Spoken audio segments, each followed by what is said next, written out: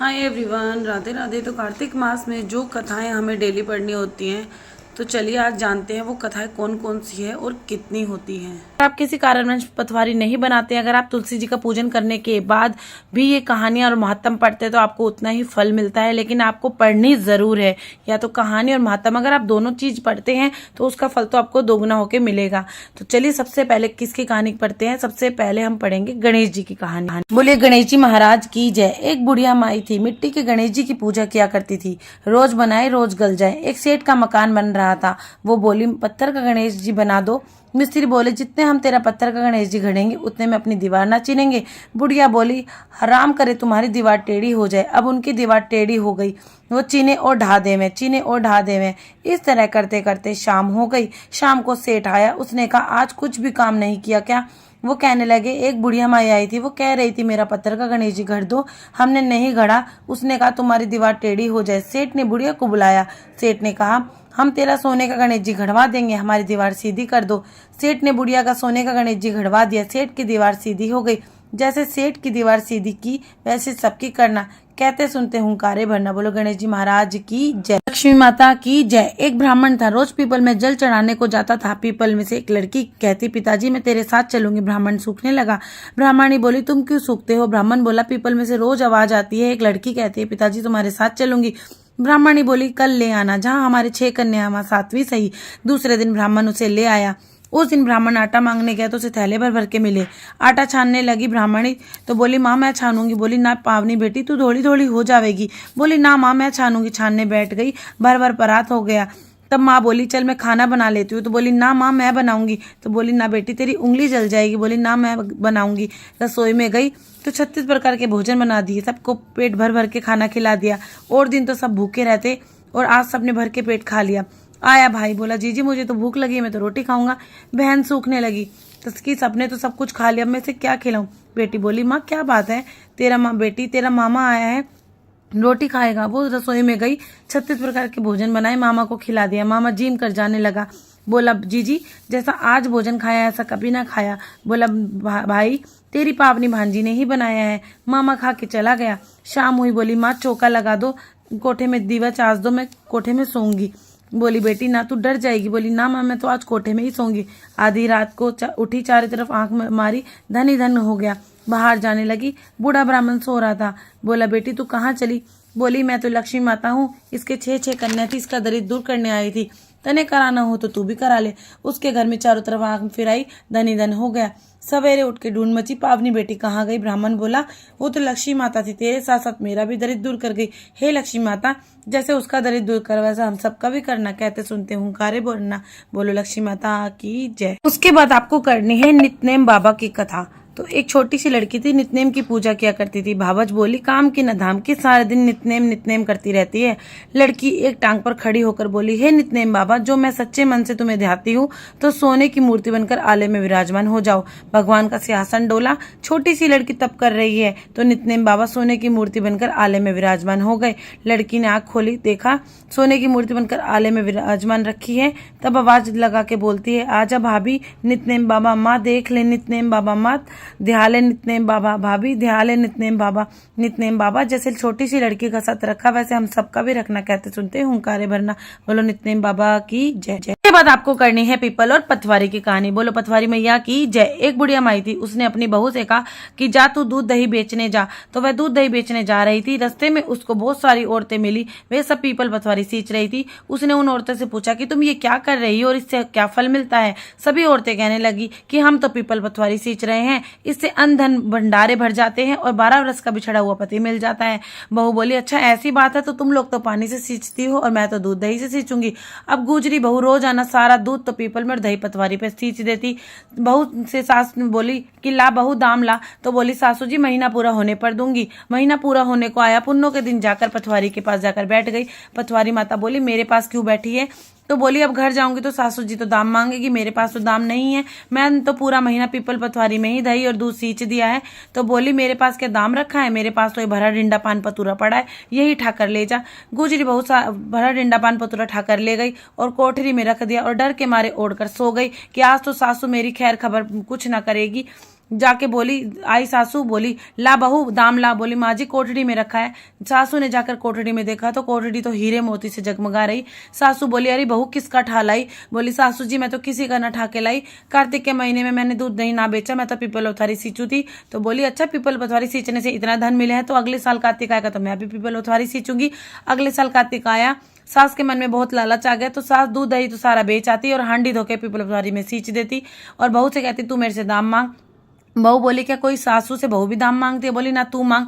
बहू ने कहा लाओ सासू जी दाम लाओ। तो बोली महीना पूरा होने पर दूंगी। महीना पूरा होने का तो पुन्नू के दिन जाके पथवारी माता के पास जाकर बैठ गई। पथवारी माता से बोली मेरे पास क्या दाम रखा है, मेरे पास तो भरा डिंडा पान पतुरा पड़ा है, यही ठाकर ले जा। ठाकर ले गई, जाके कोठड़ी में रख के और ओढ़ के सो गई। आई बहू बोली लाओ सासू जी दाम लाओ।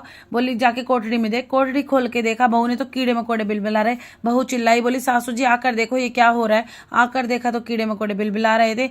बहू सासू बोली ये पीपल पथवारी तो बड़ी दोगल पर पीटनी है, तुझको तो धन दिया मुझको कीड़ा मकोड़ा दिया।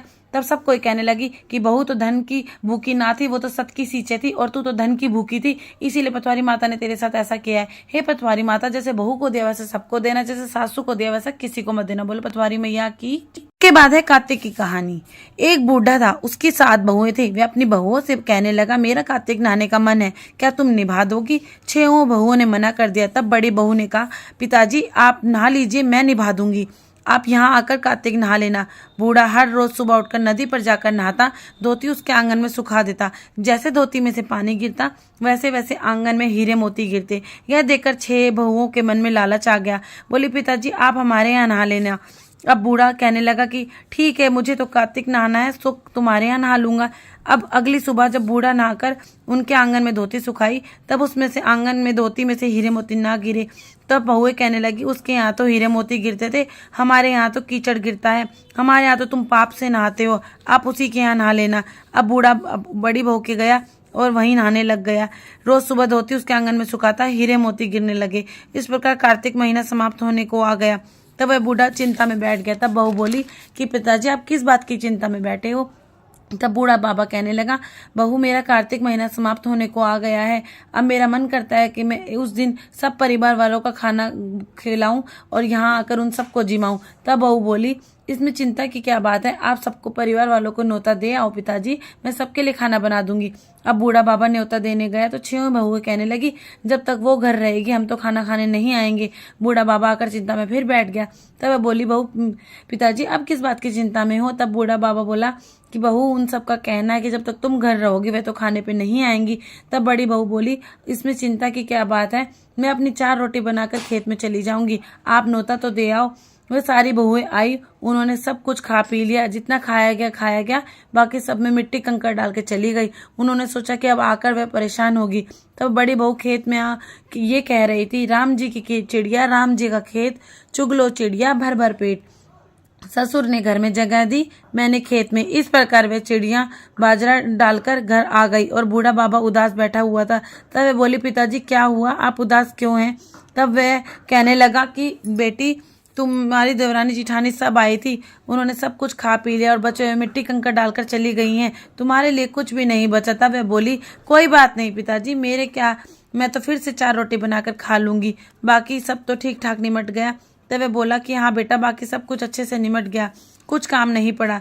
बहू अंदर गई तो जाकर देखती है जिस खाने में वे मिट्टी कंकड़ डालकर गई थी वहाँ हीरे मोती बिखरे पड़े हैं और घर महल हो गया, सारा धन दौलत से भर गया, अन्न के भंडारे भर गए। तब उसने ससुर से कहा पिताजी आप तो कह रहे थे कि तुम्हारे लिए कुछ भी नहीं है, मेरे घर तो हीरे मोतियों से भर गया है, जहाँ देखो वहाँ धन दौलत की वर्षा हो रही है, अन्न के भंडार भरे हुए हैं, घर महल बन गया। बूढ़े बाबा ने कहा बेटी तुमने कार्तिक सत से निभाया, तुम्हें उन्होंने पाप से कार्तिक देवता तुम पर प्रसन्न हुए, सो उनकी कृपा से तुम्हारे धन भर गया है। कार्तिक महाराज जैसे उस पर प्रसन्न है वैसे सब पर प्रसन्न होना, सब पर पैसों की बरसात करना। बोलो कार्तिक महाराज की जय। उसके बाद आपको करनी है इल्ली और गुड़िया की कहानी। एक इल्ली थी एक गुड़िया था। इल्ली बोली आज दुनिया कार्तिक नहावेंगे। तब वो बोला कि मैं नहीं नहाऊंगा, तू ही नहा ले, तू तो गिरी गुहारे में पड़ी रहती है, तेरे में तो ताकत है, मैं तो मोट बाजरे में पड़ा रहता हूँ, मैं तो हरा हरा सीटा खाऊंगा, ठंडा ठंडा पानी पीऊंगा, फिर इल्ली तो रोजाना राजा की बाई के पल्ले पे लटक कर नहा आती और दुनिया नहीं जाता। कार्तिक उतरते ही पूर्णिमा को दोनों मर गए। इल्ली कार्तिक नहाई, इसीलिए उसने राजा के घर जन्म लिया, राजकुमारी बन गई, और दुनिया राजा के घर मेंढक बना। फिर राजकुमारी का ब्याह रचाया और राजा ने जब विदा के समय अपनी कन्या को विदा करने लगा तो बैल रुक गया।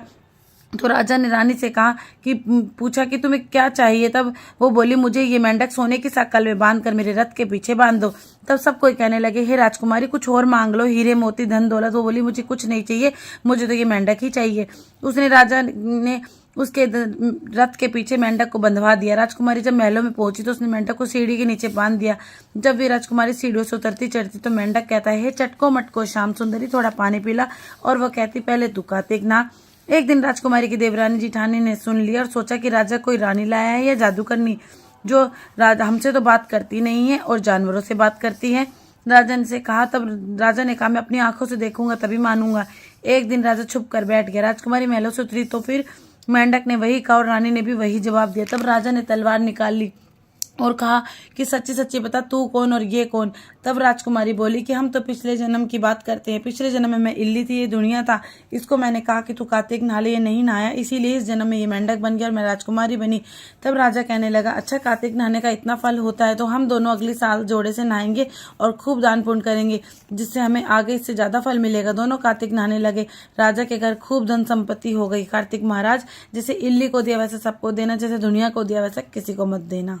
उसके बाद है तुलसा जी की कथा। कार्तिक के महीने में सब कोई तुलसा माता को सींचने जाती। सब कोई तो सींच के आ जाती, मगर एक बुढ़िया माई रोजाना तुलसी माता से एक ही बात कहती, तुलसी माता तू सुखदाता विरला सिंचू तेरो, तू कर निस्तारो मेरा। तुलसी माता अड़ुआ दे लड़ुआ दे, पीताम्बर की धोती दे, मीठा मीठा घास दे, बैकुंठ का वास दे, छटके की चाल दे, पटके की मोत दे, चंदन का कांठ दे, झालर का झिरकार दे, साई का रास दे, दाल भात का जीमन दे, 11 का दिन दे, कृष्ण का कांधा दे।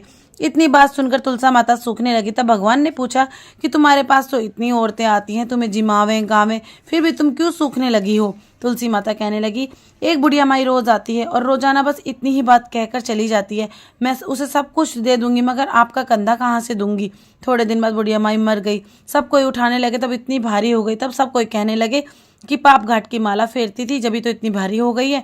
भगवान बूढ़े ब्राह्मण का रूप धारण करके आए और सबसे पूछने लगे, भाई इतनी भीड़ क्यों कर रखी है। तब सब कोई कहने लगे, एक बुढ़िया माई मर गई है, पापनी थी, इसीलिए किसी से नहीं उठती है। जब भगवान बोले कि इसके कान में मुझे एक बात कहने दो, ये उठ जाएगी। सबने कहा कि ले तू भी अपने मन के निकाल ले।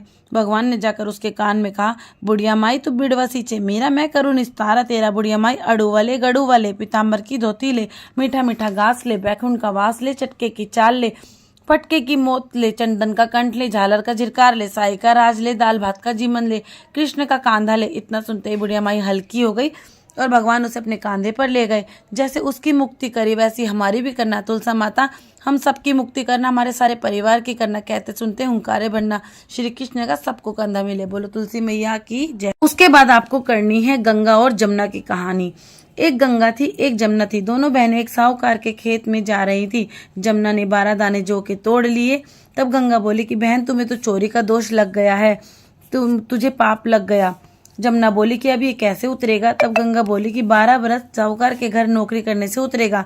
जमुना साहूकार के यहाँ गई, बोली मुझे नौकर रख लो, 4 काम छोड़कर तुम्हारे सारे काम कर दूंगी। एक तो झूठे बर्तन नहीं धोऊं, झाड़ू नहीं लगाऊं, सेज नहीं बिछाऊं और दिया नहीं चासूं। साहूकार ने उसे नौकरी पर रख लिया। 12 वर्ष बाद कुंभ का मेला आया। साहूकार साहूकारनी मेले में जाने लगे तो जमुना ने उन्हें एक सोने का टका दिया और बोली कि वह मेरी बहन गंगा है, उसको यह टका दे देना और कह देना कि बहन जमुना ने भेजा है। तो वह हाथ पसार कर गोरी गोरी बैया हरी हरी चूड़ी पहने ले लेगी। वह लोग वहां जाकर सोने का टका देने लगे तो गंगा ने हरी हरी चूड़ियां गोरी गोरी बैया हाथ पसार कर ले लिया और बोली मेरी बहन जमुना से कह देना कि अब तेरे 12 वर्ष पूरे हो गए हैं, अब आ जाएगी।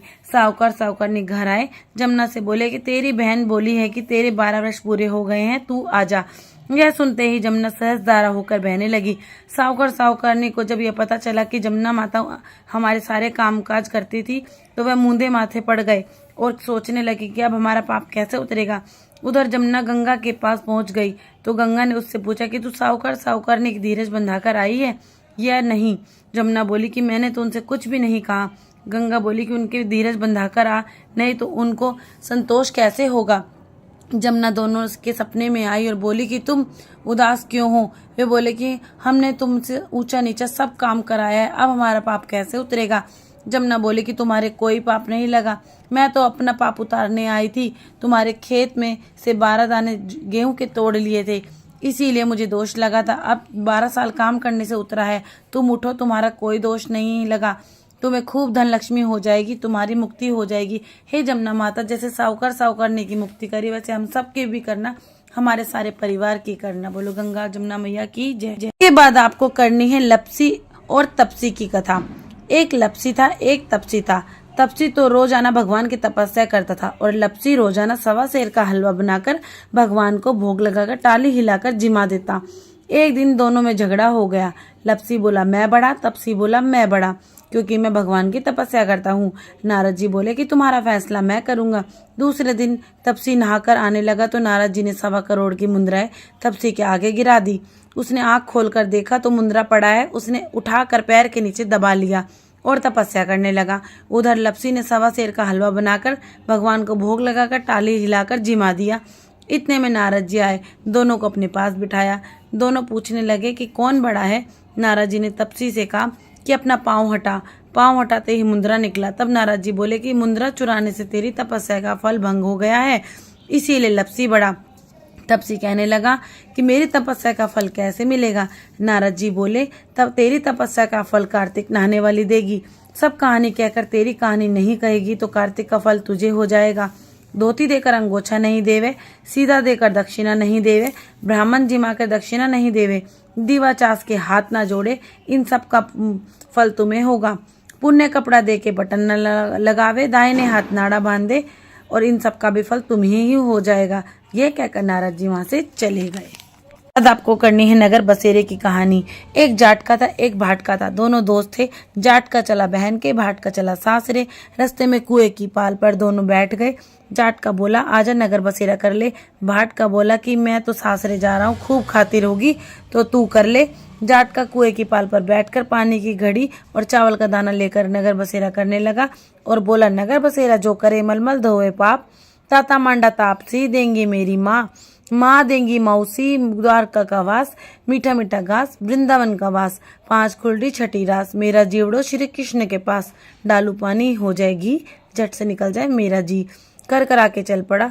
जाट के बहन ने बूरा चावल जिमाकर खूब बातचीत की। भाट का पहुंचा सासरे, आग लगी पाई, बुझाते बुझाते राख हुई, उठाते उठाते हाथ भी काला मुंह भी काला, रोटी पानी का कोई ठिकाना नहीं। पड़ोसन आई, बोली तुम्हारा जमाई आ रहा है, इसकी कुछ पूछ तो कर लो। सास बोली क्या करूं, मेरा टापड़ा भुट्टा चला आया। पड़ोसन ने एक रोटी और छाछ ला के दे दी, उसने खा ली। शाम को दोनों फिर मिले। दोनों बोले क्या बात। भाट का बोला मेरे ससुराल में तो आग लगी पाई, बुझाते बुझाते हाथ भी काला मुंह भी काला, रोटी पानी का तो कोई ठिकाना ही ना है। जाट का बोला मैंने तो खूब खातिर हुई, मैंने कही थी ना नगर बसेरा कर ले। बोला आ अब कर ले। भाट का बोला अब भी ना करूं, तेरी तो मौसी है, पता नहीं रोटी दे या ना दे, मेरी तो माँ है, दही की छुछुली चूरमे की पेड़ी धरी पावेगी। भाट के ने नहीं किया, जाट के ने नगर बसेरा कर लिया। नगर बसेरा जो करे मलमल धोवे पाप, ताता मंडा तापसी देंगी मेरी माँ, माँ देंगी मौसी द्वारका का वास, मीठा मीठा घास 5 कुलड़ी छठी रास, मेरा जीवड़ो श्री कृष्ण के पास, डालू पानी हो जाएगी झट से निकल जाए मेरा जी। करके चल पड़ा। घर पहुंचा तो जाट की मौसी ने बहुत ही लाड़ चाव किया। भाट का घर पहुंचा तो उसकी भैंस खो गई। बाप एक लाठी धरे एक उठावे, बोला ससुराल गया तो आग लगा दी, यहाँ आया तो भैंस खो दी, पहले भैंस खोज कर ला, जब भी रोटी पानी मिलेगी। सारा दिन हो गया, ढूंढते ढूंढते भैंस नहीं मिली। बाजार में फिर दोनों मिले। जाट के ने पूछा क्या खबर। भाट का बोला कि आते ही मेरे बाप की भैंस खो गई, मैं उसी दिन से ढूंढ रहा हूँ, रोटियों का कोई ठिकाना नहीं है। जाट का बोला मैंने तो पहले ही कही थी नगर बसेरा कर ले। भाट का बोला तेरे नगर बसेरे में इतने गुण है तो आप कर लेता हूँ। दोनों नगर बसेरा करने लगे। नगर बसेरा जो करे मलमल धोए पाप, ताता मंडा तापसी देंगी मेरी माँ, माँ देंगी मौसी द्वारका का वास, मीठा मीठा घास 5 कुलड़ी छठी रास, मेरा जीवड़ा श्री कृष्ण के पास, डालू पानी हो जाएगी झट से निकल जाए मेरा जी। करके चल पड़ा। रास्ते में भैंस मिल गई, लेकर घर गया तो माँ बोली लड़के को भूखा प्यासा आते ही निकाल दिया, खूब लाड़ चाव किया, खूब खाना पीना खिलाया। तब सारा दिन हो गया, छोरा भूखा रहा बाहर और उसकी खूब अच्छे से खातिरदारी करी।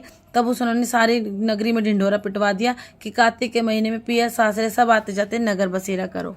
उसके बाद आपको करनी है वार की कहानी। जौन सा वार है उसकी कहानी। कल पूर्णमासी है और है शनिवार, तो हमें करनी है शनिवार की कहानी। एक ब्राह्मण था, पाठ करने जा रहा था। रास्ते में शनिचर महाराज मिले। ब्राह्मण बोला, कहाँ जा रहे हो? शनिचर बोला, राजा के लगने जा रहा हूँ। ब्राह्मण बोला, राजा के लगेगा, सारी प्रजा दुखी होगी, मेरे लग जा। शनिचर बोला, कितने समय के लिए? ब्राह्मण बोला, 7 साल की ओटी जाए ना 5 साल की ओटी ना जाए, 2.5 साल की ना ओटी जाए, 1.25 साल की ओटी ना जाए। 1.25 पहर की ओट ली, नदी के किनारे जाकर बैठ गया, आसन बिछा के बैठ गया और पाठ करने लगा। ओम नमो भगवते वासुदेवाय 5 बार करके माला फेरने लगा। नदी में 2 मतीरे बहे जा रहे थे, उसने निकाल के घोड़े के नीचे रख लिए। राजा के लड़कों के सिर बन गए। एक आदमी ने देखा राजा के लड़के के सिर काट के रखे हैं, तो ब्राह्मण ने कहा, किसी से भी मत कहना, ये दशा लगी है शनिचर की। तब उसने 1 से कही, 2 से कही, सारी नगरी में फैल गई। राजा ने आदेश दिया कि ब्राह्मण को सूली पे चढ़ा दो। सोने की घड़वाई वो भी टूट गई, चांदी की घड़वाई वो भी टूट गई, तांबे की घड़वाई वो भी टूट गई, लोहे की घड़वाई वो भी टूट गई। तब किसी चीज की भी घड़वाई वो सारी ही टूट गए। इतनी देर में 1.25 पहर पूरा हो गया। राजा के लड़के खेलते खेलते आ गए। रानी बोली, हे महाराज, ब्राह्मण को सूली पे चढ़ा दिया होगा, हमारा कैसे पाप उतरेगा? राजा बोला, जाके देखता हूँ। राजा ने देखा, ब्राह्मण से बोला, ब्राह्मण तू ये क्या कर रहा है? वो पाठ कर रहा था। ब्राह्मण से बोला, कि तू क्या विज्ञान और ज्ञान जाने हैं? ब्राह्मण बोला, मैं तो कुछ नहीं जानता, मैं तो पाठ कर रहा था। रास्ते में शनिचर महाराज मिले और मैंने पूछा, तुम कहाँ जा रहे हो? तो बोले, राजा के लगने जा रहा हूँ। मैंने कहा, अगर राजा के लगोगे तो सारी प्रजा दुखी होगी, मेरे लग जा। शनिचर बोला, 7 साल की ना ओटी ना जाए, 5 साल की ओटी ना जाए, 2.5 साल की ओटी ना जाए, 1.25 साल की ना ओटी जाए। 1.25 पहर की ओट ली। 1.25 पहर में ऐसे रंग दिखाए, कहने लगा, इसकी कैसी दशा उतरे? सोने चांदी का दान, तांबे लोहे का दान, पीतल का दान राजा तो कर दे, गरीब कैसे करे? गरीब तेल की पाली, गुड़ की डली डकोत को दे दे, 7 बार पीपल में जल चढ़ा दे और कह दे, शनिदेव मोटा कभी ना आए टोटा। शनि की घड़ी घड़ी से उतर बला टले, 7 बार कह दे, 7 बार जल चढ़ा दे तो शनिदेव की गिरह उतर जाएगी। बोलो शनिचर महाराज की जय।